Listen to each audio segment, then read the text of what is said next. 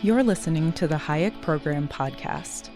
This podcast includes audio from lectures, interviews, and discussions from scholars and visitors of the F.A. Hayek Program for Advanced Study in Philosophy, Politics, and Economics at the Mercatus Center at George Mason University. To learn more about the Hayek Program, visit hayek.mercatus.org. To learn about graduate student fellowship opportunities with the Mercatus Center at George Mason University for students at Mason as well as at universities across the globe, please visit students.mercatus.org. Okay, today is Tuesday, August 17th, 2021. I'm here with my good colleague, Jordan Lofthouse. Dr. Lofthouse is a senior fellow in our Hayek program, as well as deeply engaged in academic and student programming. And Jordan, thanks for taking time out to talk to me today. Yeah, of course. I'm happy to be here. All right, so let's just jump in. I wanted to get some origin story of Jordan Lofthouse. This is sort of like, how did Batman become Batman? How did Jordan become Jordan? So, you work with the folks at Utah State before coming to GMU. I have a question about whether or not you went to college with an aspiration to study economics or social theory in general. Or was it something that you got exposed to while you were in school that led you to further study? And how did that all come about? Yeah, so I'm originally from Idaho, but I went to Utah State, and I did not start off in economics. When I was first trying to pick a major when I was a freshman there at Utah State, I had a lot of misconceptions about economics. And so I thought it was boring. It was on my list of 3 things to not do. So I was like, that's not for me. So I ended up choosing geography for my major. I loved studying geography. I thought it was fascinating, but I didn't really have a long-term plan for a future career. So I never took any economics classes when I was an undergrad, but I did take several political science classes. And that's when I got kind of curious about, the study of political things. So my real gateway into political economy was when I was a junior in college. I did an internship here in DC with the House of Representatives. And so during that internship, it lasted about 6 months. And I'd always been curious about public policy, and I really wanted to see what it looked like from the inside. Because, of course, I watch the news and it's fascinating, but you only get so much from watching the news. So I really wanted to see what it looked like from the inside. And my internship was this huge transformative experience because I really got to see how the sausage was made. And yeah. To be honest, I came away from the internship pretty disillusioned with politics, mainly because I saw that the people I worked in a pretty small office. It was actually my home office, like the legislative district I grew up in. So I actually, I was in charge of helping to send out letters. So I would send out letters to people I actually knew. It was kind of funny. But all the people I worked with there on the Hill, they were kind, they were well-meaning, they were all super intelligent, well-educated. But I would see things that kind of the political process ended up producing these weird outcomes that I thought were either nonsensical or unjust or problematic in some other way. So with that disillusion, after coming back, right after that internship, I had a friend that I made on the internship, and he introduced me to public choice. And so he's like, oh, you should read this paper by a guy named James Buchanan. It's called Politics Without Romance. And I read this, and it was like this huge light bulb moment. It was kind of like almost like a religious epiphany. Right. I was like, oh, what Buchanan is saying in this paper is exactly what I just saw for the past 6 months. And so from there, I got really into kind of studying political economy. My first foray into the political economy world was public choice. But from there, I started working with Dr. Randy Simmons at Utah State. Right. Yeah, I was going to say you were very lucky because once you get that, you had people at Utah State that not only knew about that stuff, but had contributed to that literature, Yeah. I actually had no idea how big and important and influential these people were in the world of public choice. So I started working with Randy Simmons kind of on some public policy analysis pieces. Right. And so that led me to kind of dabbling more into not only public choice, but a little bit of Austrian and Bloomington stuff. Mm-hmm. And then Randy offered me the opportunity to get a master's degree in economics. And all I can say is starting that master's program is a very steep learning curve, because never before in my life had I taken an economics class. And one of my very first classes, I was sitting with a good friend, and we were in that master's class together, and Bill Shugart was teaching, and he drew this kind of X thing on the board, and he was talking about something, and I leaned over to my friend, and it's like, what is that? And she's like, the supply and demand graph. And I was like, what is that? And so I was really starting from square one. But I did a lot of reading. I had great mentors, great friends, and so made it through the master's program. But actually, during the second year of my master's program, I did the Frederick Bastiat Fellowship with Mercatus. And so that was really, I mean, the transformative experience for me. Because even though my master's program was great, the 2-year program, I was working with Randy, I was working with Bill Shugart. In just like 5 weekend seminars of the Bastiat Fellowship, I learned more useful, practical, interesting information. And so my idea was, if every day can be the Bastiat Fellowship, then the PhD at GMU is for me. So I applied and got in. Question about that. I have a question I want to go back to ask you about, but just as a follow-up to that, was it the conversation, the readings, or some interaction effect between those? I mean, what was it about the Bastiat Fellowship that so excited your imagination? Yeah, so I had worked with, I had, interacted with Stephanie Hafley, Jamie Lemke, Chris Coyne in the Bastiat Fellowship, and they were just incredible people to talk to. Right. The topics we talked about, I initially started off in kind of policy-oriented things. So the Bastiat Fellowship helped me kind of think bigger picture. Right. Like, yeah, policy is cool and interesting to me, but to really get into public policy, you have to understand kind of the academic underpinnings. And I think the Bastiat Fellowship helped me get into that too.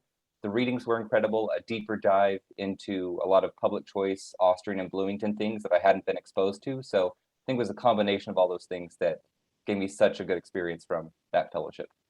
Now, Jamie was at Utah State, overlap with you when she was a faculty member there too, right? Yes, I did take one class with Jamie, but unfortunately that class was an online class, so I didn't get a lot of FaceTime with her. So interestingly enough, I got more FaceTime with her later. Yeah. All right, I want to go back. I want to go forward. There's so many things that I want to ask you about your work and everything, but I am obsessed with this idea of young, curious intellectuals like yourself being turned off to economics a priori. Mm-hmm. And so I want to try to go back to the 17-year-old Jordan, right? And ask you, what is it in your mind that made you think that economics would be boring or not helpful? Because I think economics is taught wrong in so many ways, especially in the introduction of the discipline. And I'm trying to constantly find that, because to me, I think economics should be the subject that someone who's curious and compassionate should be drawn to more than any other subject. I mean, I'm an economic, I don't know, I think economics should dominate over all the other intellectual disciplines in the social sciences for the curious and for the compassionate. But yet so many people don't see it that way. And so I can't figure out why there's this disjoint between myself and others. And that's been true since I was an undergraduate myself. So what was it that you thought economics was boring about? Yeah, I guess I just had this preconceived notion that it was math, stats, and like stocks and bonds. Like, right. Bankers. And so I was like, that to me isn't interesting. The thing that was interesting to me about geography, which is why I initially was a geography major as an undergrad, is I am curious about the world and the people in it and why they do what they do. Right. And I think that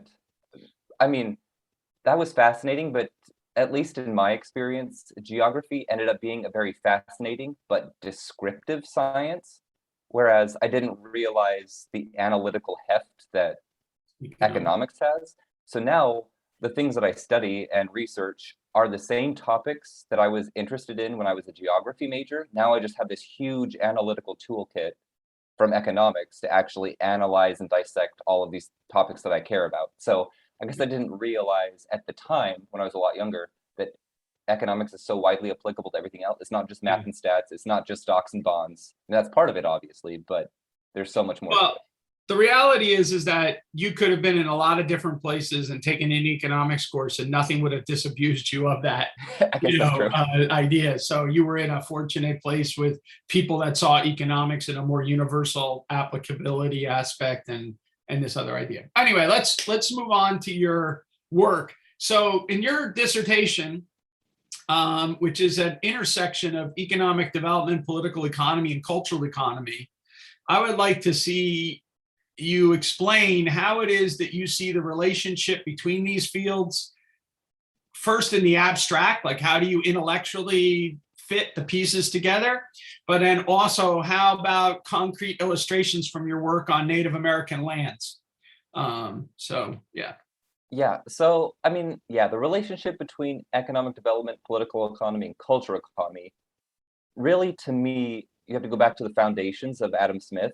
I mean, his big question of why are some countries rich and some countries poor, and otherwise, what causes the wealth of nations? I mean, that's kind of the root question. I know, Pete, you've talked about this a lot, that's kind of the foundation of everything in economics. And then from there, we can, branch off. But I don't think we can really separate economic development, political economy, and cultural economy because they're so deeply interconnected. So you really have to look at all three kind of at once.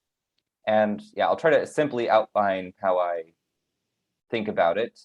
I start off first by thinking of institutions as, the formal and informal rules of the game that everyone lives by. And institutions are those it's fundamental to economic development because you have certain institutions that are really good at, helping people dig themselves out of poverty. And you have other certain institutions that are basically huge barriers to allowing people do what they need to do to make their lives better. Right. And so first you have to look at the kind of the incentives and constraints, kind of that cold hard economic side, the incentive and constraints of what institutions do. But then you really have to start thinking about that entrepreneurial market process that's embedded within institutions in both the private and public spheres. And so obviously people in the market and government are constantly reacting to changing circumstances. And so we need those entrepreneurs and innovators to really start discovering, being alert to those opportunities that actually make people's lives better by providing those goods and services that people need. And so when you combine the entrepreneurial process with kind of a cold hard look at institutions, we can really start to see why some places are doing well and some places aren't doing well. Mm-hmm. And so kind of we can think of certain institutional structures where people are guided to be either wealth creating or wealth destroying. And so obviously, if you have institutions that are guiding people in wealth destroying paths, they're going to be worse off. And then bringing that cultural element, institutions and entrepreneurship don't just happen in a vacuum. They happen with real people who have different understandings about how the world works. And so I guess in kind of the tradition that I'm working in and you work in Virtual Store and other people that we work with are working in, is culture as that socially shared context or mental framework about how people view the world, how they're ascribing meaning to the world, how they give meaning to their purposeful action. And so kind of that's the framework that I went into my study of Native American stuff with. So can you give some illustrations from that work on the Native American lands and land management and whatnot? Yeah, so I guess maybe to give a little bit of a background in why I got interested in Native American issues in the first place. Where I grew up in Idaho, I grew up pretty close to a Native American reservation, so I knew they were a thing. I knew they existed. I knew they were a little bit different than, where I lived. And then during my undergrad, one of my favorite professors is a Native American person, and I was his research assistant. So I started to really dig deep into kind of these institutional issues. And at the time, I didn't really have the language or the framework to talk about it in terms of, institutional incentives and constraints. But I started to like piece this together. And interestingly enough, during my undergrad, my summer job was a tour guide across the national parks and different places Oh, in the West. So one time I would take a lot of tourists, would be the Navajo Nation there in Utah and Arizona. One of the places we would go is Monument Valley, which is an absolutely beautiful place. It's a Navajo tribal park. Highly recommend going to anybody who hasn't gone before. I mean, it's just magical. But these tourists that I would bring to Monument Valley, they would basically be shocked by the poverty they would see on the reservation. And so people would ask me like, why is it so poor here? And I'd say, because it's a reservation. They're like, well, why are reservations so poor? I didn't have a good answer to give them. It's just like, oh, well, that's just kind of the way it is. And so as a curious person, that kind of left me intellectually dissatisfied about, oh, it is the way that it is because it is the way that it is. That's no right. explanation at all. So that's where I started.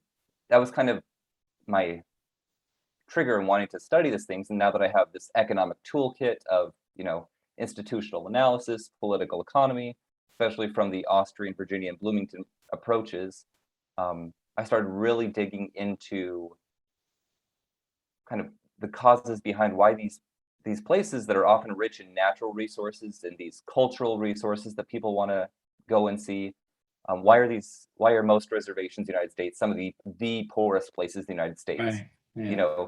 Often competing with the poorest places in the Western Hemisphere, kind of a thing. I know that a lot of reservations, a lot of tribal governments are doing reforms. The federal government, like the Bureau of Indian Affairs, are engaging in reforms, but still, I mean, this has been 200 plus years of, a tragic history, entrenched poverty, these types of things.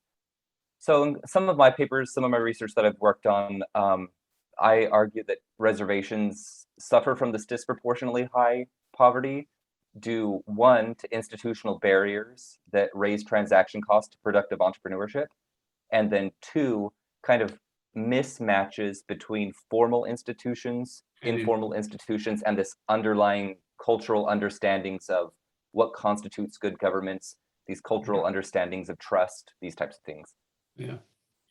Well, it's very illuminating work. So I encourage you to keep doing it. And, there's some of your professors from Utah State, as well as their colleagues, have made, major commitments to studying these issues. So, which leads me to my next question, which is, in some sense, exploring the methodological front of this. So I asked you first about the theoretical frameworks, but now the actual, methodological approach empirically to these things. So given your master's degree at Utah State, you worked with and were familiar with standard empirical, techniques.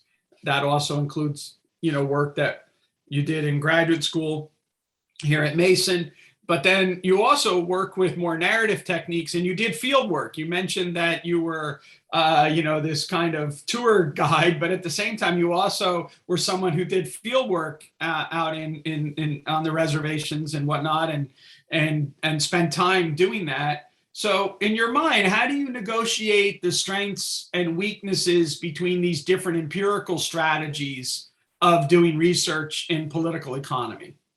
Yeah, yeah, exactly right. So I definitely think Adam Smith had something right when he talked about specialization and division of labor. So I found that my comparative advantage lies with the narrative techniques and the field work.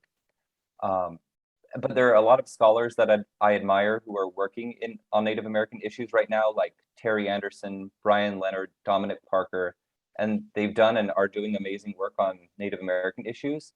A lot of the work they use is standard empirical techniques. They also use a very property rights approach, a very Coasian approach to Yeah. Native American issues. And so my dissertation, some of my ongoing work tries to build off of their work And I've been trying to kind of supplement their work with the Austrian Virginia Bloomington perspectives and with this kind of cultural economy, narrative techniques, field work stuff to kind of show a bigger picture. So I guess in the biggest sense, both qualitative and quantitative methods are necessary for understanding these complex social phenomena that we want to understand. We need both methods, the qualitative and the quantitative, but we also need to remember the importance of division of labor and specialization. Yeah. So I'm glad that other people are wizards with Stata or R or Python or, all different types of those type of things. And I'm glad that I've had experience doing field work where I get to interview people on the ground to really see how people on the ground are interpreting the barriers they face. So yeah, I did some field work up on some reservations in Montana about a year and a half ago, a couple months before the pandemic started. But that was such an eye-opening experience because there's only so much you can learn from books. Like I would read all these things and it's like, oh yeah, these appear to be huge institutional barriers to entrepreneurship. And so, written a few papers on that, like these, what seem to be these formal barriers, but then talking to people on the ground, some things that I thought were barriers, but they just weren't so big. And some things that I thought were kind of these minor roadblocks happen to be some of the biggest, the biggest barriers to entrepreneurship and enterprise and these type of things. So it's really fascinating to see on the ground what people think and say, to hear, like we were talking about before, kind of, trust and distrust with government in different groups and for different reasons. Yeah, there's still, talking to a lot of these people, it's just still a lot of embedded distrust with federal officials. And I think historically that's for good reasons, for legitimate reasons. But how do we move forward? How do we help people get out of this kind of entrenched poverty? How do we engage in institutional reforms that actually make it easier for economic development to take place? That's kind of hard when you have this background of entrenched distrust. Yeah. I want to come back to that very, I think that's a very poignant observation at an analytical, theoretical level that we have to talk about. But I want to just ask a follow-up question a little bit about methodology, empirical strategy by that. When we did the Katrina project, we very much focused on this notion of what we call triangulation, right? We were trying to triangulate the empirical strategies so that you could hone in and get at that. Now, the strategy that ended up by being the most fruitful, that is, it generated more dissertations, more research papers and whatnot, happened to be the more cultural economy kind of aspect of that program. But there was a standard, political economy empirical strategy that was headed up by Russ Sobel. And then there was supposed to be a kind of more market-focused commercial society entrepreneurship angle that was, focused by some others. And I was the PI in that project. And the reason why I wanted to do that is because of learning from Lynn Ostrom.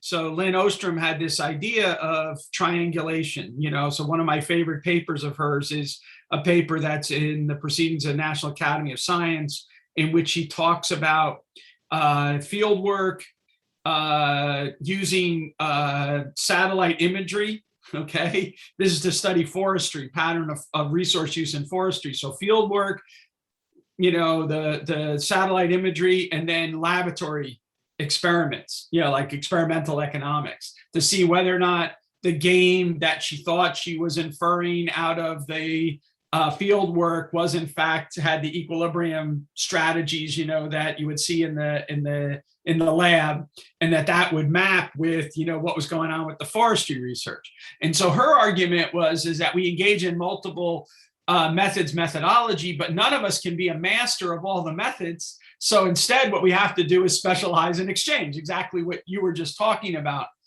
So, and you've pursued that and you've had these insights. But one of the things I think has always been interesting is, the reception that different people have of the different methods. So people that practice quantitative methodologies oftentimes poo-poo qualitative research that's given to them, n=1, blah, blah, all these kind of various different things. So there's a communication barrier that's involved in multiple methodology, but then there's also barriers that you face yourself in trying to do qualitative research. So I guess I wanted to just ask you a little bit about those two challenges. One, the challenge as a researcher yourself to designing and getting the most out of a field study, right? Doing field work, what goes into doing that, what goes on in your head, all these kind of things, and what are the challenges you face, and then what are your challenges of communicating that to a group of economists when you come back from the field and you say, look, I learned this, and you try to share it with them, and they're like, n=1, that sounds like a journalist or something like that. How do you then communicate with them about the power of the approach? Yeah. And if it's an unfair question, just we'll move on. But I'm fascinated by this issue. Yeah, that was fascinating. So before I went and did my field work, and it was this thing I did about a year and a half ago, a little more than a year and a half ago, was my first foray into field work personally. And so that was also a very steep learning curve. Yeah. So beforehand, I talked to several people, especially several of our colleagues who had done field work, especially with the Katrina project, the Superstorm Sandy project, right, to really get a sense of what it's like.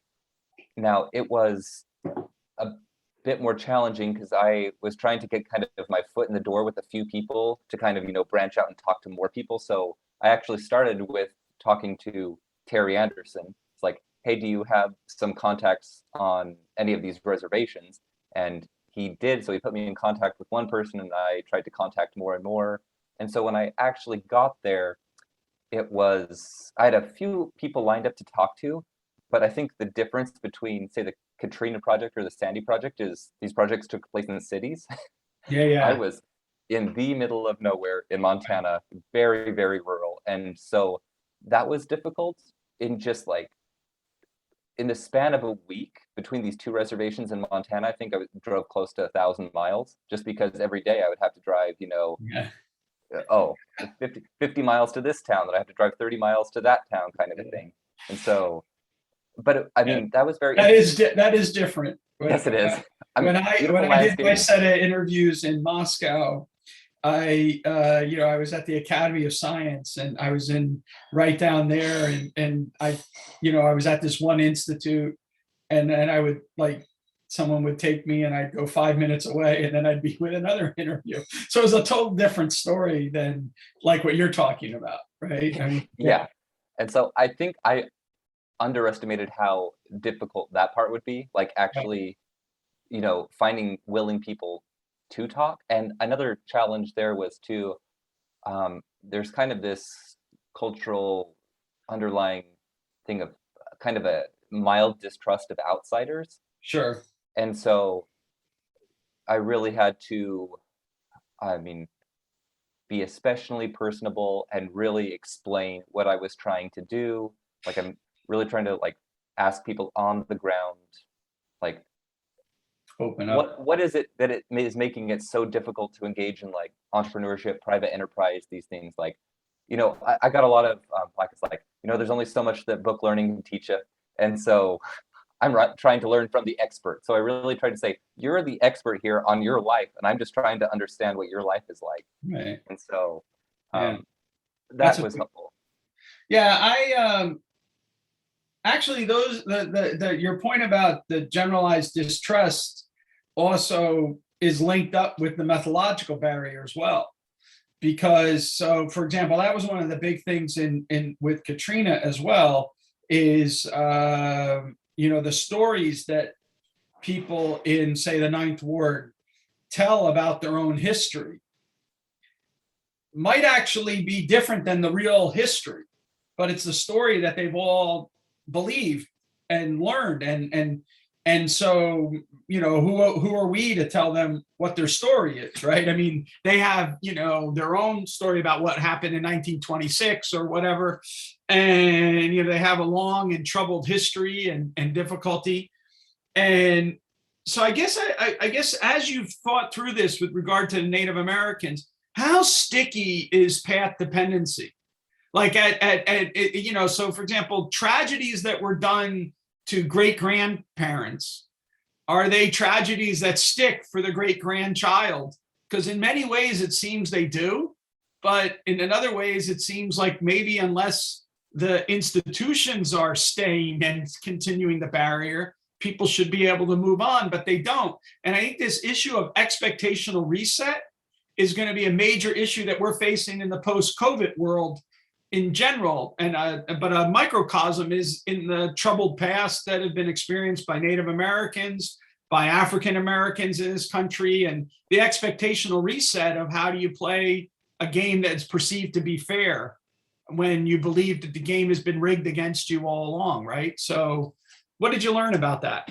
Yeah, so it was fascinating to talk to people. I talked to people who both, they work in kind of the tribal or federal government on the reservation. I talked to entrepreneurs on the reservation, or people who work in some private businesses on these different reservations. And kind of my takeaway so far is that, path dependence is a real thing. Like culturally, there's, I don't know what the best word is, so much baggage that's so hard to shed that it's there. So you combine kind of that historical, cultural context with these institutions that haven't really caught up, like the actual formal institutions. Right. And so the combination of those two things, I think, are just so difficult to overcome. It was interesting. I talked to a lot of people, and there was one thing that, well, there's a couple of things that came up. One is this idea of crabs in a bucket. People brought up this kind of metaphor multiple times is, if you try with your own, gumption, you're trying to get out of poverty, other people will yank you down. Just kind of like the old adage of you put a bunch of crabs in a bucket, one crab tries to escape and the other crabs will yank it back into the bucket, Right. kind of a thing. Yeah. And so there's often this kind of cultural pressure to conform. There's also a term that I heard that I was actually very surprised when I heard it, which was, I guess it's a kind of slur that people call you. It's an apple. They would call people apples. You're red on the outside, but white on the inside. And that's like, it's not a good thing to be called. And so, and so you would see these things of people, it's don't try to be something that you're not. And often that would be like people who want to be entrepreneurial are seen as these people who aren't being, authentically Native American kind of thing. And so I think the kind of cultural, now, not that it's widespread, the people I talked to said not everybody thinks this, but it's pervasive enough that there is kind of tension within their communities. Mm-hmm. Yeah, I mean, this is if you go and look at similar studies that were done when the Soviet Union collapsed and the Russian economy was going through transition and opening up to entrepreneurship, in certain parts of Russia, you would hear stories of their version of the crabs in a bucket story, and that would come about. And I guess, this is an issue that David Harper tries to address to some extent in his little monograph, and then a book that he did in development economics. But the monograph's called The Mainsprings of Progress, in which he tries to look at a version of, social psychology that individuals have about their span of control and what they can do. I guess it would line up with Doug North's work on mental models, like what mental models people have. And so going back to your earlier discussion about economic development, political economy, cultural economy, do you see that concept of mental models or the role of ideas and ideation, like what power do those ideas have in maybe overcoming or perpetuating these difficulties, beliefs, ideas, ideologies, basically in general that are shared?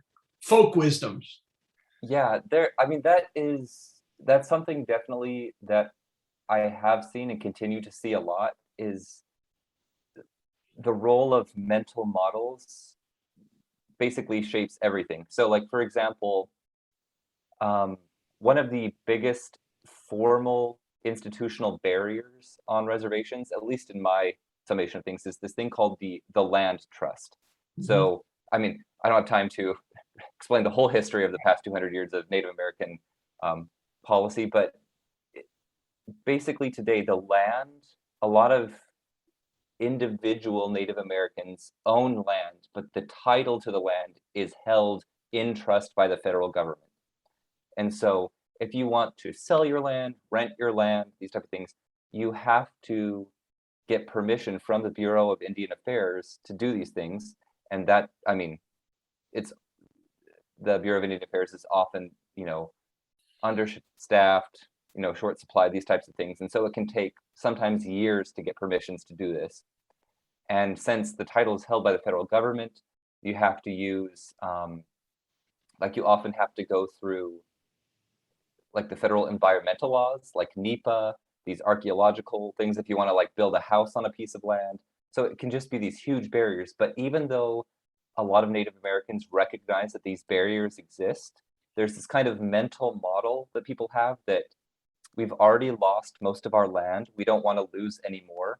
And so the federal land trust is often very popular with Native Americans, even though nearly all the people that I've talked to recognize it as a huge barrier and a huge cost. For a lot of people, that huge cost is worth it because, reservations have been whittled down, so much of the historical homelands have been taken away. And so it's kind of, the reservations are these last vestiges of what used to be these historical homelands. And so a lot of the people I talk to, they don't want to lose it. And so it's like, this is one way that, even though this is a huge, costly, inefficient way to keep quote unquote Indian land in Indian hands, a lot of people want to keep it that way. Yeah, that's fascinating. There's so much to learn. As you know, Rachel Coyne, Chris Coyne's wife, she did work on Native American reservations as well. Very good paper that she has in the Independent Review, I think, on that.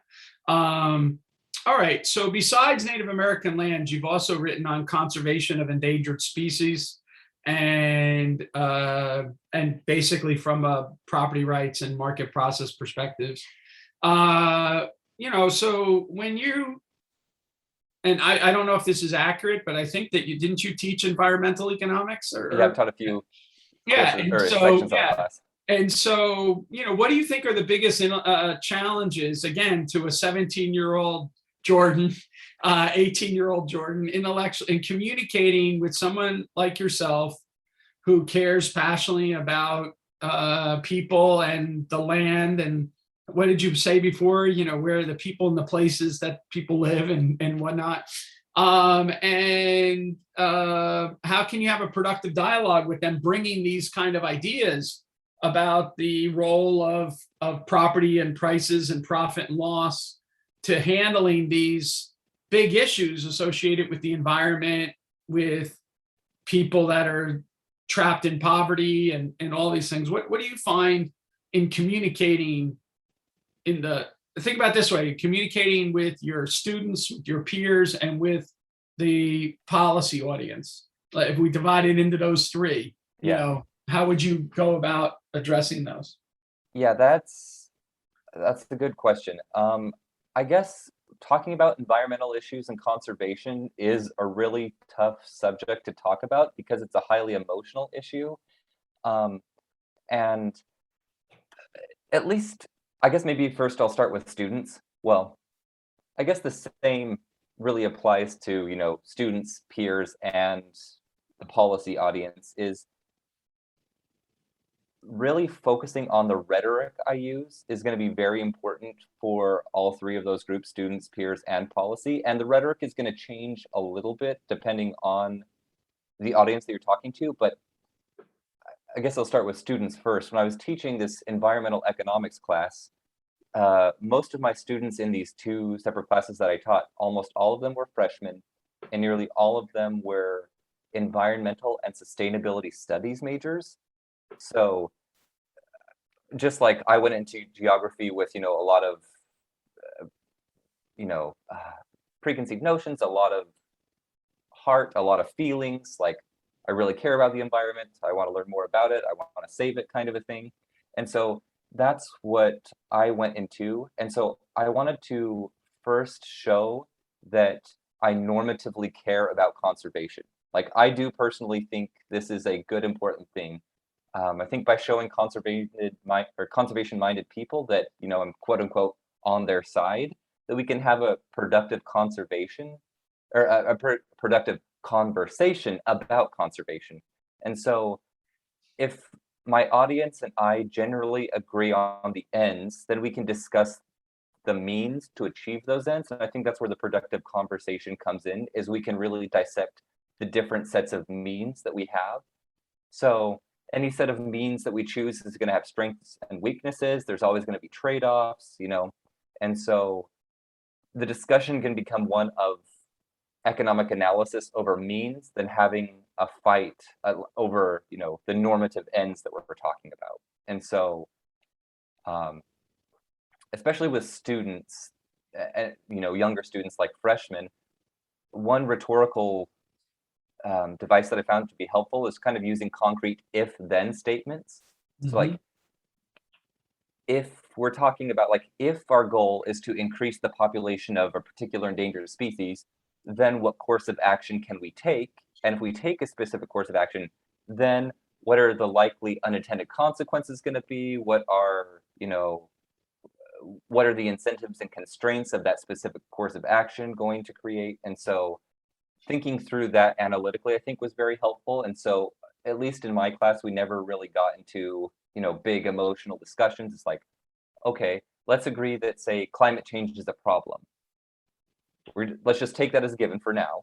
And then it's going to say, okay, what are the different institutional configurations that we can think about that are best addressed to doing that? And that's kind of where I brought in the idea of Eleanor Ostrom and some of her latest papers, 2009 to kind of that era, talking about polycentricity and polycentric arrangements in combating climate change. Yeah. So that's going to be really important. Is like, okay, take that as a given. Let's talk about the different means to get there. And so I found that to be helpful. Yeah, that's, we all try to do that. But I guess that, economists in general, outside of the people like Terry Anderson and whatnot, have a reputation for being callous towards the environment and callous towards the poor. And I think this goes back to the question I asked you about the teaching of economics, because I think that's a misunderstanding of what economics teaches. And so it's a mystery to me how economists have been stuck with that characterization of themselves, right? And I guess we all have a lot of work to do to sort of fix that, I guess. Yeah, and so that's kind of actually the first day that I opened up teaching these environmental economics classes. I would show pictures of myself, like climbing mountains in Yosemite, climbing mountains in Colorado Rockies, climbing mountains in Yellowstone, these type of places. Like, I am really invested in environmental stuff. But I also happen to have a PhD in economics, and then I can combine the two, and we can think about these things that I'm really passionate about. I'm really passionate about species conservation, land conservation. I'm also really passionate about economics. These two things can go together, and we can, I don't think they have to be diametrically opposed in any sort of way. Deirdre McCloskey has a book which is called "How to Be an Economist and a Human." It's or something like that. It's very awesome. All right. So economic sociology. This is the subtext of all of these conversations. Economic sociology at George Mason, we're a very rare PhD program in economics that offers this as a field. We have several people practicing in that area. Wagner, our colleague Richard Wagner, and his whole notion of fiscal sociology and entangled political economy, Pete Leeson and the rational choice model, Virgil Storr and the issue of cultural economy. More generally, one way to understand economic sociology is that there's in a Weberian strand, there is a role for pure theory of economic decision making. And then there is a role for economic history, right? And then in between the two of those is a set of institutionally contingent theoretical constructs that are associated with the law, with the polity, with society, which includes religion, and whatnot. And so there's these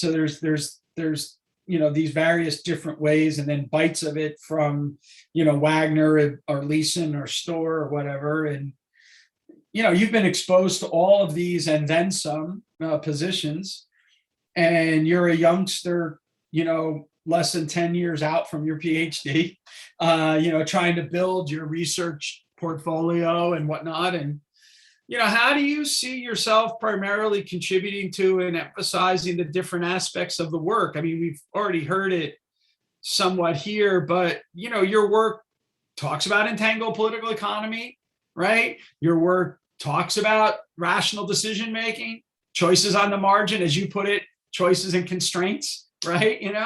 And you talk about mental models and frames of reference and interpretive schemas and all these things like that. So do you see a tension at all between these projects, or a healthy tension? Not necessarily a negative tension, but a healthy tension? Like there might be a healthy tension between Buchanan and Tullock, where Tullock is emphasizing maximizing all the way through, and Buchanan is talking about what should economists do, and we're beyond maximization, kind of idea. But the play between the two of them produced the calculus of consent, right? And so a healthy tension, a tension that you feel needs to be resolved, or anyway, I'm talking too much, but I want to hear what you have to say about all that. Yeah, I mean, I guess in everything there's a healthy tension. I guess over the past, like the course of my PhD program, and now, working on my own research, I guess I've come to the realization that literally everything that we study is way more complicated than we think it is. And so intellectual humility is a huge part of this, like realizing that even the smartest of people only know a sliver of the things that we really need to know. And so any social phenomenon is going to be so incredibly complex that it's going to be hard for any human mind to digest. A very Hayekian point, right? Like there's only so much that the human mind can actually comprehend. And so to understand any particular social phenomenon, I think the devil's always in the details. Sometimes the devil's in the institutional details, those like hardcore, incentives and constraints of the formal institutions that might be more of a pure rational choice kind of a thing. Or sometimes the devil's in the cultural details, and that might be more of the Weberian type of thing, or like maybe more like Virgil Storr's work. And so I think to understand these complex social phenomena depends on the question you're asking, depends on what you want to put your focus on. But yeah, you really have to, at least I guess I've come to the realization that devil's always in the details. Just depends on what details you happen to be focusing on at any given point in time. And there's going to be tensions in everything, just like I think in any social phenomenon, there's internal contradictions to that. So of course there's going to be tension. Something's contradictory, there's going to be tension. Yeah, no, I think that it's the reason why I bring it up is I think one of the main things about our research group, at least, and this is self-serving, so I, am more than willing to admit that. But I think the first thing is that we follow as exemplars people that are lifelong learners. If you think about people like Hayek and Buchanan and Ostrom, they had long careers in which they were constantly learning new things. They didn't just come up with an idea when they were 25 years old and then stay with it the whole time. They were taking different bites of the apple because they were unsatisfied in their intellectual quest over their careers. And so we take that idea of lifelong learning very seriously. And it's an invitation to inquiry. And it's about unleashing your curiosity in understanding the world. And so as a result, you wouldn't just want to have one singular approach that would close off all the other ones. You need to learn, because the most important words that you'll ever utter is, I don't know, because that's the beginning of figuring out. I mean, Richard Feynman is in some sense the pinnacle of science, and when applied to the social science, scientism. But I get a lot of inspiration a lot of times from Feynman's attitude about things. And one of his great attitudes was, I would rather ask a question that can't be answered than provide an answer that can't be questioned. And I think that's a very, very fundamental insight, which I hope our environment continues to offer to, young minds when they decide to want to pursue economics as a vocation, and that they come here and they think about it in those terms. So I appreciate your answer and your example. So that's great. Bonus question. Okay. All right, bonus question. I don't do the Tyler Cowen thing, underrated, overrated. So I just ask a straight up question, which is, what keeps you up at night? Like what current project are you working on, or what educational venture are you engaged in that, at 2 o'clock in the morning, you wake up and you want to jot notes down, because, I want to get this right or whatever. What are you currently getting most jazzed up about? And share that a little bit. And you got a lot of irons in the fire. I do have a lot of irons in the fire right now. So I feel like I probably bit off more than can chew with a lot of these projects I'm working on. But I guess the project I'm most excited about now is I'm working on a book right now with our colleague Stephanie Hafley on kind of the political economy of bureaucracy. So, I mean, bureaucracy basically touches every aspect of our life. My personal research has really dug deep into kind of, the federal bureaucracies for Native Americans, like the Bureau of Indian Affairs and the Indian Health Service, and then also kind of more environmental ones like the EPA or the Fish and Wildlife Service, these type of things. But, federal bureaucracy, state bureaucracy, local ones, they're just so pervasive everywhere. And so what Stephanie and I are trying to do is we really want to show explicitly how the Austrian, Virginia, and Bloomington's perspectives complement each other, so we can better understand the workings of government bureaucracy and public administration. So I know you have a fairly recent book, some of our colleagues like Paul Alajika and stuff, on public administration. And so we're trying to attack it from a slightly different angle. And since I'm kind of a latecomer to the political economy games, there's two main concepts that have changed my worldview, just the idea of knowledge problems and incentive problems. And so we're really trying to highlight in this book the knowledge problems and the incentive problems that are inherent in government bureaucracy, and how, the Austrian school really highlighted the knowledge problems, but they mentioned the incentive problems. On the public choice side, they really highlighted the incentive problems, but they also acknowledged the knowledge problems. Right. And how do we put this into one cohesive overview of, bureaucracy? Well, both you and Stephanie are perfect people for that. One of which is, Stephanie herself worked in some of these bureaucracies. You have experience in DC as well as studying these things. And then, your professor, Randy Simmons, his book on public choice with Bill Mitchell, has one of the first books that merged public choice and the Austrian arguments together, having to do with planning, in that book. And then, of course, Chris Coyne, in Doing Bad by Doing Good. This is a centerpiece of what he does. So I'm looking forward to reading that work and discussing and debating with you guys the fine points on it, because I'm sure it's going to be a great addition to the literature. So excited about that. Well, anyway, Jordan, thank you very much for having this conversation with me today and taking time out from your very, very busy schedule, as we're 1 week away from the beginning of the semester and all the programming and everything else that goes with that. So I greatly appreciate you taking the time to do that.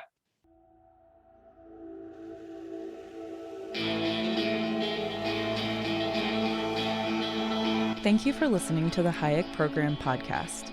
To learn more about the research, scholars, and work of the Hayek Program, visit hayek.mercatus.org. For more information about graduate student fellowship opportunities for students at Mason as well as at universities across the globe, please visit students.mercatus.org. We hope you recommend students to our programs or consider applying yourself.